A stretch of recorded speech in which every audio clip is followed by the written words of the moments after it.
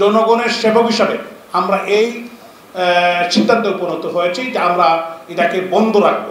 এই নগরবাসী আমাকে ভোট দিয়ে কিছুদিন পূর্বে মেয়র বানিয়েছেন, তাদের মনে কষ্ট দেওয়া, দাগ দেওয়া এটা আমাদের কাজ না। এখন তো আমরা বুঝতে পেরেছি কি কি জায়গায় প্রবলেম, কোন কোন জায়গায় তাদের কোয়েকশন, এইগুলাকে আমরা এই অসঙ্গতিগুলা এইগুলাকে অ্যাড্রেস করেই আগামী দিনে আমরা এগিয়ে যেতে চাই। আরিফুল হক চৌধুরী সাহেব তো এই নগরের মানুষের জন্যই করেছিলেন, কিন্তু যেহেতু উনার এইটাকে মানুষ প্রশ্নবিদ্ধ করছে, যেহেতু এটাকে মানুষ মেনে নিচ্ছে না, এই কারণেই আমি এটাকে বন্ধ করে আমাদের টিম নিয়ে আমরা ভবিষ্যতে ফুল অ্যাসেসমেন্ট করে আমরা এগিয়ে যেতে চাই।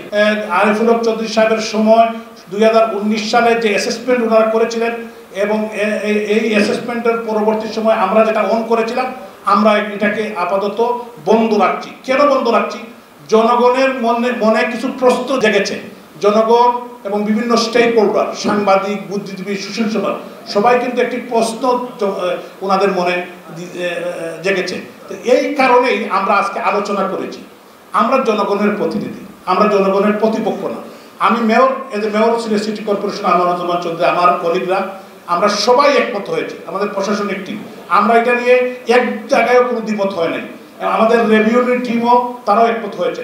যেহেতু মানুষের প্রশ্ন অ্যাসেসমেন্ট নিয়ে, যেহেতু মানুষের প্রশ্ন যে তাদের কর বেড়ে গিয়েছে, তা আমরা তাদের এই কথাকে আমলে নিয়ে আমরা নগরবাসীর সেবক হিসাবে, জনগণের সেবক হিসাবে আমরা এই সিদ্ধান্তে উপনীত হয়েছি যে আমরা এটাকে বন্ধ রাখবো। বন্ধ রেখে 42টি ওয়ার্ডে আমরা আগামী এবং 31 জুলাই পর্যন্ত আপনার আমাদের বকেয়া বিল সবাই যাতে দেন, আমরা অনুরোধ করব, বিশেষ অনুরোধ করব বকেয়া। আর যারা মনে করেন কিছু সংখ্যক লোক হয়তো দিয়েছেন আপনার হোল্ডিং ট্যাক্স, আমরা তাদেরকে, তাদের যদি কোনো সমস্যা হতো আমরা তাদেরকে অ্যাডজাস্ট করে দিব, সমন্বয় করে দিব, কোনো সমস্যা নেই। আমরা কাছে আসলে আমরা, আমাদের কাউন্সিলর সাহেবরা আছেন, আমাদের প্রশাসনিক কর্মকর্তারা আছেন, রেভিনিউ টিম আছেন, আমি নিজেও আছি।